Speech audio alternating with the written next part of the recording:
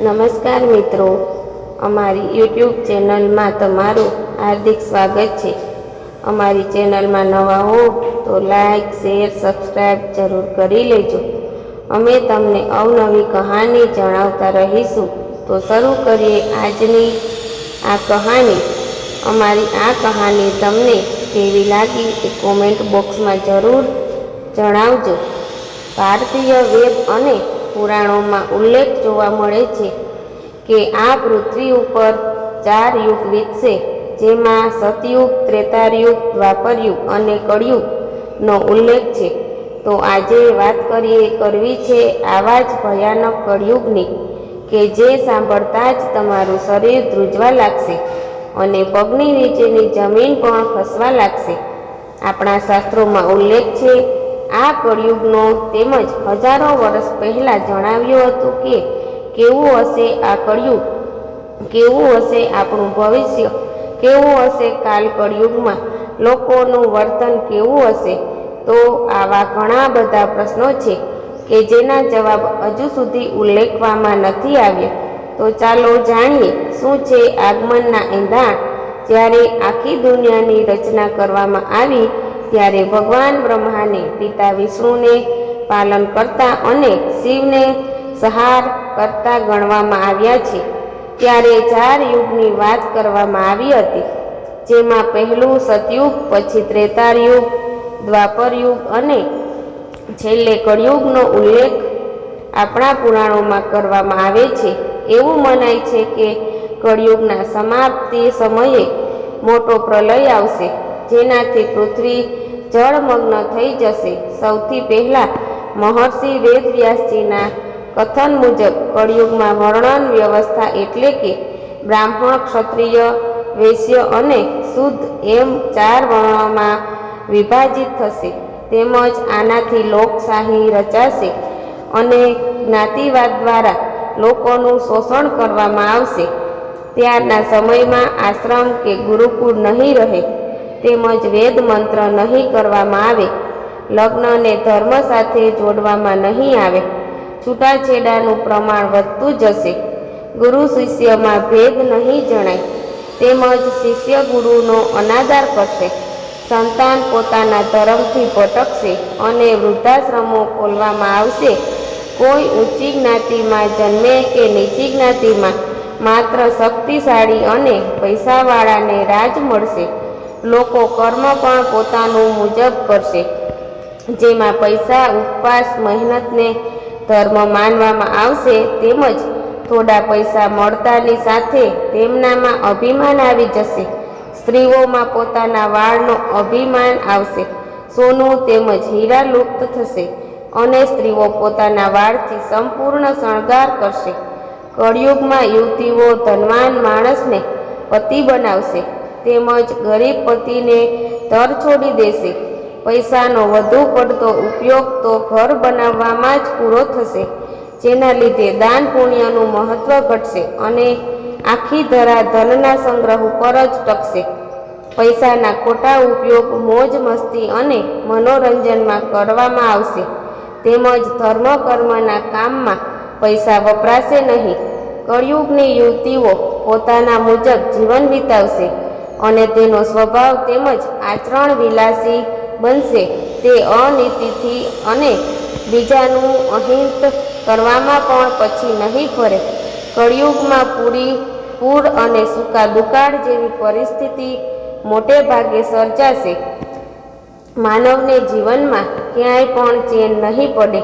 કળયુગમાં વરસાદના અભાવે ખાનપાનની વસ્તુઓની કમી આવશે, જેના લીધે ઘણા માનવ સાધુઓની જેમાં ફળ, ફૂલ અને પાન ખાઈ જીવન ટૂંકાવી દેશે। કળયુગમાં માનવી નાની મોટી પરેશાનીઓથી ઘેરાયેલો રહેશે। મોટે ભાગે માનવ સ્નાન કર્યા વગર જ ભોજન આરોગી લેશે, તેમજ અંતિમ ક્રિયા, શ્રાદ્ધ, દેવપૂજા અને તર્પણની વિધિ પણ કોઈ નહીં કરે। કળયુગની સ્ત્રીઓ લોભી, વધુ ખોરાકવાળી તેમજ બુદ્ધિહીન હશે। આ ઉપરોક્ત જણાવેલ તમામ શબ્દો મહર્ષિ વેદવ્યાસજીના છે। સ્ત્રીઓ પોતાના પતિ તેમજ ગુરુઓનો પણ આદર સત્કાર નહીં કરે, બાળકનું પેટ ભરવા પહેલાં પોતાનું પેટ ભરશે, મિથ્યા તેમજ કેવણ બોલશે. આ સિવાય તે દુરાચારી પુરુષોને મળવાની આકાંક્ષા રાખશે. માનવનો વેદ પુરાણ ઉપરથી વિશ્વાસ ઉઠી જશે. કર્મકાંડીઓની બોલબાલા થશે, તેમજ ધર્મ કર્મ કરવાવાળા ધાર્મિક લોકોને તજવામાં આવશે. કળિયુગનો માનવ ભગવાનના અસ્તિત્વ ઉપર શંકા કરશે, તેમજ ચોર અને રાજાનું વર્તન એક સમાન લાગશે. બધાને માત્ર અને માત્ર પૈસો જ દેખાતો હશે. સ્ત્રીઓ નાની વયે એટલે કે 16 વર્ષ પહેલાં જ મા બનશે.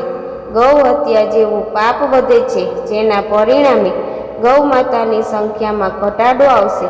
સાધુ સંતાનો વાણી તેમજ વર્તમાનમાં ફેરફાર દેખાશે. નાની ઉંમરે વાળ સફેદ થશે અને 30 વર્ષ સુધીમાં તો ઘટપણ આવી જશે. ભગવાન શ્રી નારાયણ કળિયુગ વિશે જ્યારે ઋષિ નારદને સમજાવતા હતા તો તેમણે જણાવ્યું હતું કે આ સમય એવો હશે જેમાં પુરુષો પોતાની પત્નીને આધીન થઈને રહેશે. તેમની સ્થિતિ એક ચાકર જેવી હશે, તેમજ પોતાની પત્નીઓના કવેણ પણ તેમને સાંભળવા પડશે. જ્યારે કળિયુગના 5000 વર્ષો પૂરા થશે ત્યારે મા ગંગા વૈકુંઠમાં પાછા ફરશે અને અત્યારની ગંગા નદી સુકાઈ જશે. જ્યારે કળિયુગના 10,000 વર્ષ પૂરા થશે ત્યારે પૃથ્વી ઉપરથી બધા દેવી દેવતાઓ પૃથ્વી ત્યાગી પોતાના ધામમાં પરત જશે. એકમાત્ર હનુમાનજી પ્રલય સુધી આ ધરા પર રહેશે. એક એવો સમય આવશે કે જ્યારે મા ભૌમ અનાજ ઉગાડવાનું બંધ કરશે, કોઈ પણ ઝાડ ફળ ફૂલ નહીં આપે અને કામધેનુ ગણાતી ગૌ માતા દૂધ આપવાનું પણ બંધ કરી દેશે.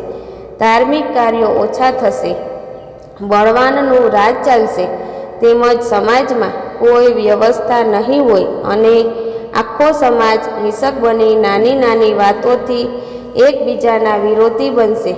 શાસ્ત્રનું કથન બંધ કરવામાં આવશે. અનૈતિક કાર્યો વધશે.